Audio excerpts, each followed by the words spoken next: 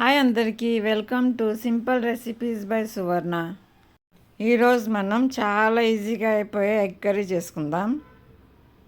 ఎక్కువ ఇంగ్రీడియంట్స్ ఏమి లేకుండా చాలా సింపుల్గా రెడీ అయిపోయే ఎగ్ కర్రీ ఎలా చేయాలో చూద్దాం.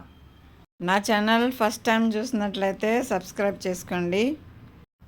ఆల్రెడీ సబ్స్క్రైబ్ చేసిన వాళ్ళు లైక్ చేయండి, షేర్ చేయండి, ఇంకా కామెంట్ చేయండి. ఈ ఎగ్ కర్రీ చాలా సింపుల్గా ఇంకా క్రీమీగా ఉంటుంది. రెస్టారెంట్ స్టైల్ ఎగ్ కర్రీ లాగా ఉంటుంది. ఇప్పుడు ఇది ఎలా చేయాలో చూద్దాం. ఈలోపు ఎవరైతే సబ్స్క్రైబ్ చేసుకోలేదో సబ్స్క్రైబ్ చేసుకుంటారని ఆశిస్తున్నాను. ఇక్కడ కొన్ని ఆనియన్స్ తీసుకున్నానండి. ఇక్కడ 3 ఆనియన్స్ తీసుకున్నాను నేను. అది కట్ చేసుకుని చాపర్లో వేసుకుంటున్నాను, చాప్ చేసుకుంటున్నాను. ఈ ఆనియన్స్ మీరు సన్నగా కట్ చేసుకోవచ్చు, లేకుంటే మిక్సీలో కూడా గ్రైండ్ చేసుకోవచ్చు అండి. పల్స్ ఇచ్చుకుంటూ గ్రైండ్ చేసుకోవాలి మిక్సీలో, మెత్తగా గ్రైండ్ అవ్వద్దు. ఇక్కడ నేను మాన్యువల్ చాపర్లో చాప్ చేసుకున్నాను, చాలా ఈజీగా అయిపోతుందని. ఇదిగోండి చాపింగ్ అయిపోయిందండి. ఇక్కడ ఒక ప్యాన్ తీసుకున్నాను, ప్యాన్లో కొంచెం ఆయిల్ వేసాను. ఆయిల్ వేడి అవ్వాలి. ఆయిల్ వేడైన వెంటనే ఆనియన్ జీలకర్ర వేస్తున్నాను. ఇప్పుడు మనం చాప్ చేసిన ఆనియన్స్ ఆయిల్లో వేసుకుందాం. ఇప్పుడు ఈ ఆనియన్స్ ఉడకటానికి కొంచెం సాల్ట్ కూడా వేసుకోవాలండి. సాల్ట్ వేసుకుంటే ఆనియన్స్ తొందరగా ఫ్రై అవుతాయి. ఇప్పుడు ఈ ఆనియన్స్ మంచిగా ఉడికే వరకు ఫ్రై చేసుకోవాలి. ఆనియన్స్లో పచ్చి వాసన అంతా పోవాలి, అప్పటి వరకు ఫ్రై చేసుకోవాలి. ఈ ఎగ్ కర్రీ పాలు వేసి కూడా చేసుకోవచ్చండి. నేను ఇక్కడ క్రీమ్ యూస్ చేశాను, పాలు లేకుండా. ఇప్పుడు ఆనియన్స్ ఫ్రై అయ్యేటప్పుడు కొంచెం టర్మరిక్ వేసానండి, పసుపు వేసుకొని కలర్ చేంజ్ అయ్యే వరకు ఉడికించుకోవాలి. ఇదిగోండి మూత పెడితే తొందరగా ఉడికిపోతుంది. దీనిలోనే కొంచెం అల్లం వెల్లుల్లి పేస్ట్ కూడా వేసాను.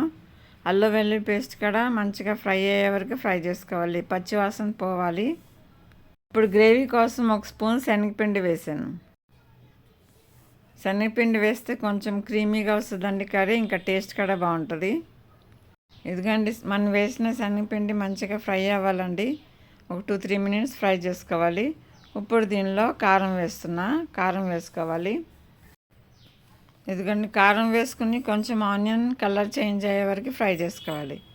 ఇప్పుడు దీంట్లో కొంచెం వాటర్ వేసుకోవాలండి. ఆనియన్స్ ఉడకాలి కదా, వాటర్ వేసుకుంటున్నాను. మనకి ఎంత గ్రేవీ కావాలో దాన్ని బట్టి వాటర్ వేసుకోవాలి. ఆనియన్స్ కూడా ఈ వాటర్లో ఉడకాలి. ఇదిగోండి ఆనియన్స్ ఉడికినాయండి. ఇప్పుడు నేను బాయిల్డ్ ఎగ్ వేసుకుంటున్నాను. ఇక్కడ నేను 3 ఎగ్స్ తీసుకున్నానండి, మీకు ఎన్ని కావాలంటే అన్ని వేసుకోవచ్చు. ఇప్పుడు ఎగ్స్కి కూడా మసాలా పట్టాలి, అందుకని ఎగ్స్ కూడా కొంచెం గ్రేవీలో ఉడికించుకోవాలి. దీనిలోనే కొంచెం ధనియాల పొడి కూడా వేస్తున్నాను. ఇప్పుడు ఎగ్స్కి మసాలా పట్టే వరకు ఫ్రై చేసుకోవాలి. ఇదిగోండి ఇలా ఫ్రై చేసుకోవాలండి. ఇలా చేస్తే ఏమవుతుందంటే ఎగ్ లోపల చప్పగా ఉండకుండా గ్రేవీ కూడా ఎగ్లోకి వెళ్తుంది. ఎగ్ నేను వేసేటప్పుడు కొంచెం కట్ చేసుకున్నానండి. ఇప్పుడు దీనిలో ఫ్రెష్ క్రీమ్ వేస్తున్నా. క్రీమీ రిచ్నెస్ కోసం ఫ్రెష్ క్రీమ్ వాడానండి. మీరు కావాలంటే పాలు కూడా వేసుకోవచ్చు. పాలు వేసుకుంటే మూత పెట్టొద్దండి, మూత పెట్టకుండా ఉడికించుకోవాలి. క్రీమ్ వేసినాక ఎక్కువ ఉడికించొద్దు, ఒక 2-3 మినిట్స్ ఉడికినాక సర్వ్ చేసుకోవాలి. ఇంతేనండి, చాలా టేస్టీగా రెడీ అయిపోయింది మన ఎగ్ కర్రీ. ఒకసారి నేను చూపించినట్టుగా ట్రై చేసుకోండి. ఎగ్ కర్రీ చాలా రకాలుగా చేసుకుంటారండి. నేను ఇది ఈజీ ప్రాసెస్ చూపించాను ఇప్పుడు మీకు. ఇది వేడి వేడి అన్నంలో లేకుంటే చపాతీలో కూడా చాలా టేస్టీగా ఉంటుందండి. ఇదిగోండి రెడీ అయిపోయిందండి. ఇప్పుడు దీనిలో కొంచెం గరం మసాలా వేసుకోవాలి. గరం మసాలా వేసుకుని కలిపేసి స్టవ్ ఆఫ్ చేసుకుందాం. తర్వాత సర్వ్ చేసుకోవాలి. ఇది చపాతీలో కన్నా రైస్లో కన్నా చాలా బాగుంటుందండి ఈ కర్రీ. నా వంటలు మీకు నచ్చితే లైక్ చేయండి, షేర్ చేయండి, ఇంకా కామెంట్ కూడా చేయండి. నేను ఇలాగే మీకు ఈజీగా అయిపోయే రెసిపీస్ చూపిస్తానండి.